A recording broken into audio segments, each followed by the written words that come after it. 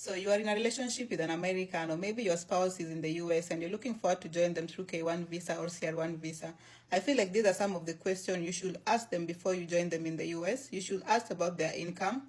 Through their income, you'll know if they live above the US poverty level, and if they can take care of you when you get here, because in most cases when you move to the US through K1 visa, your spouse have to take care of you until you upgrade your status and if you're able to work.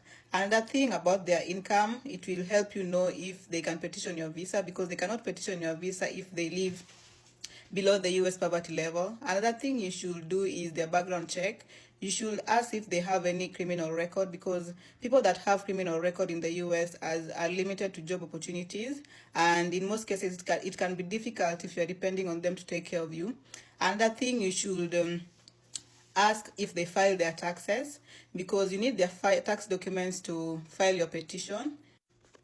You should also ask where they live, because accommodation is very expensive in the US, and in most cases some of the people are still staying with their parents, some are staying with their friends or roommates. So you clearly have to be aware of where they stay, so you have to be comfortable with joining them at their parents' home, or maybe they should get a new lease once you're joining them. Another thing, you should also ask if they have kids. If they're staying with the kids, you need to know the rules that govern children. You cannot lay your hands on kids in the US like we do in Africa while disciplining kids. You may get arrested, and if they're not staying with the kids, you should know how much they're paying on child support, because child support affects their income. You also need to be aware of their expenditure and debts. You should know if they're paying student loan. You should know the amount of money they pay in mortgages, how much they pay on their lease per month, how much they pay on car loans, their health insurance, their car insurance.